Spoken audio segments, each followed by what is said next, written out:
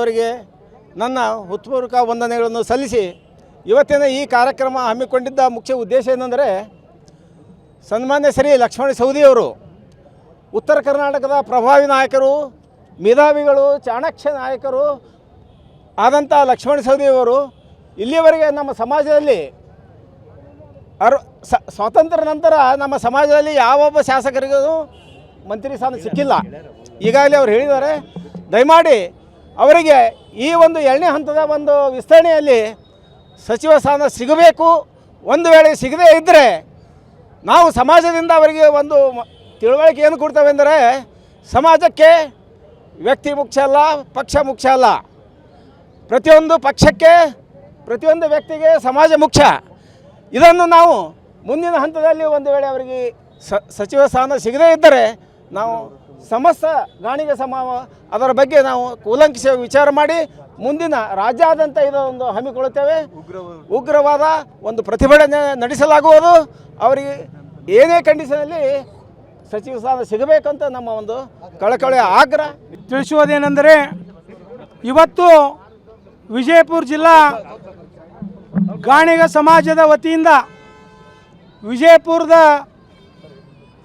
ಸಿದ್ದೇಶ್ವರ ದೇವಸ್ಥಾನದಿಂದ ಜಿಲ್ಲಾಧಿಕಾರಿಗಳ ಕಚೇರಿವರೆಗೆ ಹೋಗಿ ಕರ್ನಾಟಕ ಘನ ಸರ್ಕಾರದ ಮುಖ್ಯಮಂತ್ರಿಗಳಿಗೆ ಶ್ರೀಯುತ ಲಕ್ಷ್ಮಣ್ ಸವದಿ ಅವರು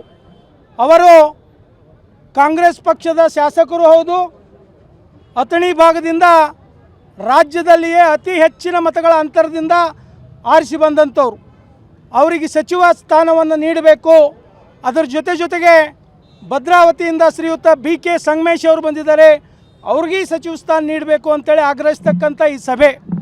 ಯಾಕೆ ನಾವು ಇಷ್ಟೊಂದು ಸಂಖ್ಯೆಯಲ್ಲಿ ಜನರು ಸೇರಿಕೊಂಡು ಮನವಿಯನ್ನು ಮಾಡ್ಕೊಳ್ತೇವೆ ಅಂದರೆ, ಸ್ವತಂತ್ರ ಸಿಕ್ಕು 8 ದಶಕಗಳಾದವು. ಅಂದರೆ 80 ವರ್ಷಗಳು ಕಳೆದರೂ ಸಹ ಗಾಣಿಗ ಸಮಾಜಕ್ಕೆ ಕಾಂಗ್ರೆಸ್ ಪಕ್ಷದಲ್ಲಿ ಇವತ್ತಿಗೂ ಸಚಿವ ಸ್ಥಾನ ಸಿಕ್ಕಿಲ್ಲ. ಇದು ಸಾಮಾಜಿಕ ನ್ಯಾಯವನ್ನು ಕೊಡ್ತಕ್ಕಂಥ ಒಂದು ಪಕ್ಷದಲ್ಲಿ ಅನ್ಯಾಯವಾಗ್ತಕ್ಕಂಥದ್ದು ಅವರ ಗಮನಕ್ಕೆ ಬರ್ತದೋ ಇಲ್ಲೋ ಅಂತಕ್ಕಂಥ ಉದ್ದೇಶದಿಂದ ನಮ್ಮ ಜಿಲ್ಲೆಯ ಗಾಣಿಗ ಸಮಾಜದ ಮುಖಂಡರು ಮಾತ್ರ, ನಾವು ಕಾರ್ಯಕರ್ತರಿಗೆ ಕರೆ ಕೊಟ್ಟಿಲ್ಲ, ಒಂದು ಗ್ರಾಮದಿಂದ ಒಬ್ಬರು ಇಬ್ಬರು ಮುಖಂಡರು ಬಂದಿದ್ದಾರೆ. ಇವತ್ತು 5,000 ಜನ ಸೇರಿಕೊಂಡು ಜಿಲ್ಲಾಧಿಕಾರಿಗಳ ಮುಖಾಂತರ ಸನ್ಮಾನ್ಯ ಶ್ರೀ ಮುಖ್ಯಮಂತ್ರಿಗಳಾದಂಥ DK ಶಿವಕುಮಾರ್ ಅವರಲ್ಲಿ, ಹಿಂದಿನ ಮುಖ್ಯಮಂತ್ರಿಗಳು ಹಿಂದುಳಿದ ವರ್ಗದ ನಾಯಕರಾದಂಥ ಸನ್ಮಾನ್ಯ ಶ್ರೀ ಸಿದ್ದರಾಮಯ್ಯನವರಲ್ಲಿ, ಮತ್ತು ಇವತ್ತು ಕರ್ನಾಟಕ ಪ್ರದೇಶ ಕಾಂಗ್ರೆಸ್ ಪಕ್ಷದ ಅಧ್ಯಕ್ಷ ಹುದ್ದೆಯಲ್ಲಿ ನಾಳೆ ಅಲಂಕರಿಸ್ತಕ್ಕಂಥ ಶ್ರೀಯುತ ವಿಧಾನ ಪರಿಷತ್ ಸದಸ್ಯರಾದ BK ಹರಿಪ್ರಸಾದ್ ಸಾಹೇಬರಲ್ಲಿ, ಅಷ್ಟೇ ಅಲ್ಲ ನಮ್ಮ ರಾಷ್ಟ್ರೀಯ ಅಧ್ಯಕ್ಷರು ಶ್ರೀಯುತ ಮಲ್ಲಿಕಾರ್ಜುನ್ ಖರ್ಗೆ ಸಾಹೇಬರು, ಅವರು ನಮ್ಮ ಪಕ್ಕದ ಜಿಲ್ಲೆ ಗುಲ್ಬರ್ಗದವರು. ಅವರಿಗೆ ಲಕ್ಷ್ಮಣ್ ಸವದಿ ಅವರ ಶಕ್ತಿ ಏನಂತ ಗೊತ್ತಿದೆ.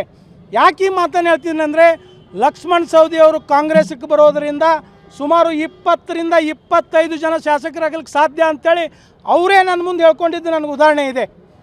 ಇವತ್ತು ಇಂಡಿ ಇರ್ಬೋದು, ಜೇವರ್ಗಿ ಇರ್ಬೋದು, ಕೊಪ್ಪಳ ಇರ್ಬೋದು, ಬಾದಾಮಿ ಇರ್ಬೋದು, ಬಾಗಲಕೋಟೆ ಇರ್ಬೋದು, ಹೇಳ್ಕೊತ ಹೋದರೆ ಸಾಕಷ್ಟು ಕ್ಷೇತ್ರಗಳಲ್ಲಿ, ಇವತ್ತು ಬಬಲೇಶ್ವರ ಇರ್ಬೋದು, ಇವತ್ತು ಇಂಥ ಅನೇಕ ಕ್ಷೇತ್ರಗಳಲ್ಲಿ ಲಕ್ಷ್ಮಣ್ ಸವದಿ ಅವರು ಬಂದಿದ್ದರಿಂದ ನಮ್ಮ ಗಾಣಿಗ ಸಮಾಜ ಅಥವಾ ಲಕ್ಷ್ಮಣ್ ಸವದಿ ಅವರ ಅಪಾರ ಅಭಿಮಾನಿಗಳು ಇವತ್ತು ಕಾಂಗ್ರೆಸ್ ಪಕ್ಷಕ್ಕೆ ಬೆಂಬಲ ನೀಡೋದು.